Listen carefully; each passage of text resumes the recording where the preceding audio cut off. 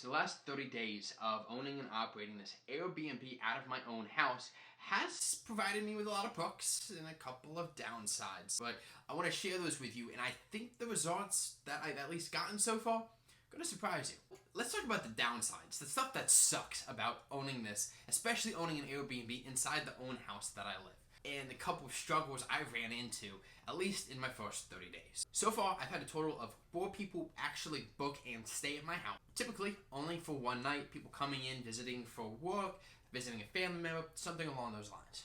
So far, out of those 4 people, I've met a total of 2 of them. One of them stayed when I was not here at my own house, and then the second one actually left. And here's the story behind that. They actually came up to my house, opened the door, and saw my cat inside the house, came inside for probably about 30 to 60 seconds, and then left. But then came back to my door and actually started photographing my cat through the window.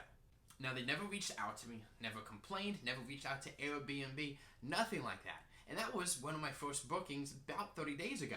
So I thought nothing of it. However, what has happened is they did go and talk to the bank and file that charge that Airbnb put on them as fraud. So there's been a charge back on my account, and Airbnb is currently disputing that. So that's fun, and I'll give you guys that result once it gets figured out. I don't know how long that's going to take, honestly, but I'll share that with you. Once ever, I guess, Airbnb and the bank figure out the problem, I don't know. Realistically, that's been probably the biggest negative that I've had so far, at least having it in terms of customer relations and being the owner of the Airbnb. For the most part, everybody's been pretty cool, really awesome. People had really good conversations, met a couple of fellow firefighters, and I thought that was awesome. I've also learned that sometimes clients, customers, people looking around at your Airbnb, they don't always read everything that gets put in the descriptions or look at the photos. So I've done a couple things to make it easier. I've emphasized 2 things, both in the descriptions, both in the photos, and with a message I send to every client once they book. Is A, there is a cat that lives in this house. She's in the pictures on the Airbnb rental, so you see it when you're scrolling through. Same thing with me owning and occupying this at the same time. While I do travel a lot for work and I'm all over the place, I do emphasize in the description and in the house rules and in the information that I share with the client once they book that I live here as well, and there's a good chance I'm going to be here while you're here. Just so there's no questions, no surprises, no, oh, who are you, why are you here? I at least tried the best of my ability to let you know I'm here. So is my cat. But why would people want to read the description or anything I send them, right? I have a feeling that that may be a recurring theme and a problem that pops up, and that's why I'm just trying to do everything I can to avoid those problems before they occur. Now that we've talked about the negatives so far of owning it, what are some of the positives? Well, so far, monetarily wise, it's been pretty awesome. Out of my 4 current bookings, I've made this much so far. And I'd love to say what that number is, but I don't have it in front of me right now, so I'm just going to let it stay on the screen.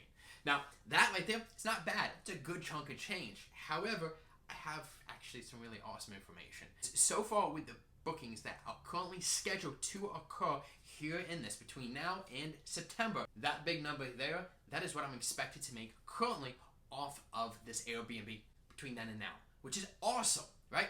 The whole point of me getting this Airbnb inside my house, it's my spare bedroom, was to pay for my mortgage. I wanted to find a way to eliminate a large monthly debt, and that's how I'm going to do it. And honestly, if all I had to do is deal with somebody for a little bit, 3-4 months in order to not pay my mortgage for the entire year, honestly, that's something I can deal with, especially with how often I do travel for work. And that was always something that bugged me, is when I was out of town, I literally had a whole house that I was paying for, that I was doing nothing with. I'm out of town in a hotel for a week.